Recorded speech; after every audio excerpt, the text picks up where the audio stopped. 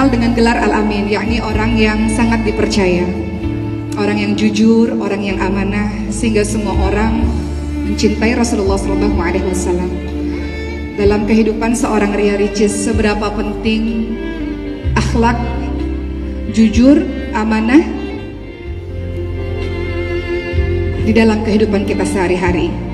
Kalau kita sebagai umatnya, kita berusaha untuk mengikuti perilaku dari beliau. Bagaimana dengan Ricis? Apakah akhlak tersebut jujur, amanah, atau yang terangkum dalam Al-Amin itu penting dalam kehidupan sehari-hari? Masya Allah, sebelumnya izin maaf ya kalau senyum karena mencegah air mata. Karena tuh kalau ngebahas Bang Ida suka menangis gitu. Wah, maaf ya.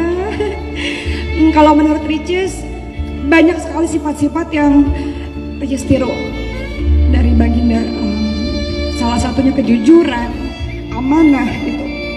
Maka di setiap kali Rasulullah SAW punya akhlak yang begitu mulia yang pada akhirnya kita ikuti dalam kehidupan kita sehari-hari.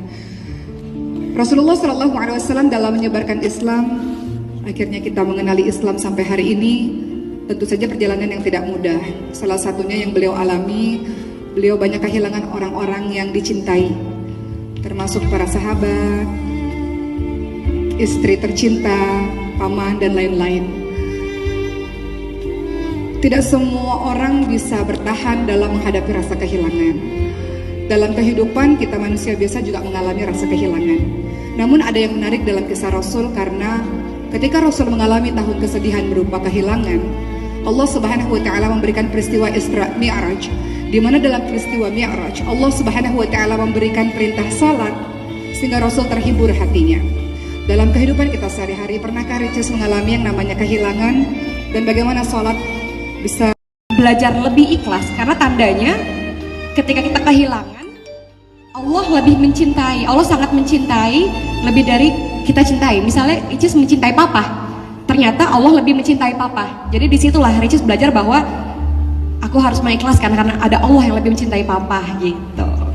Rasulullah SAW ketika pada akhirnya mengalami kehilangan dan diceritakan dalam sejarah Islam sebagai tahun kesedihan, beliau memutuskan untuk pergi dakwah ke negeri Taif.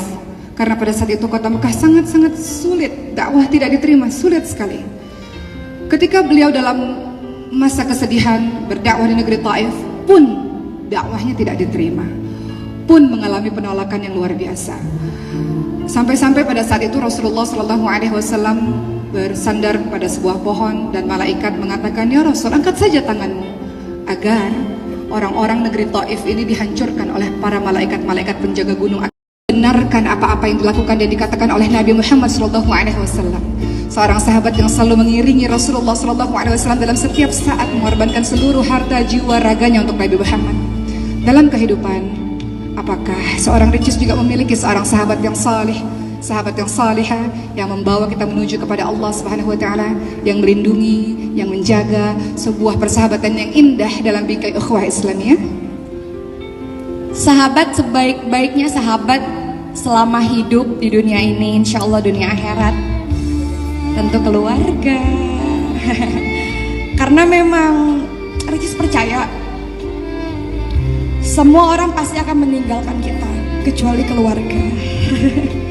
Dan terharu deh aku.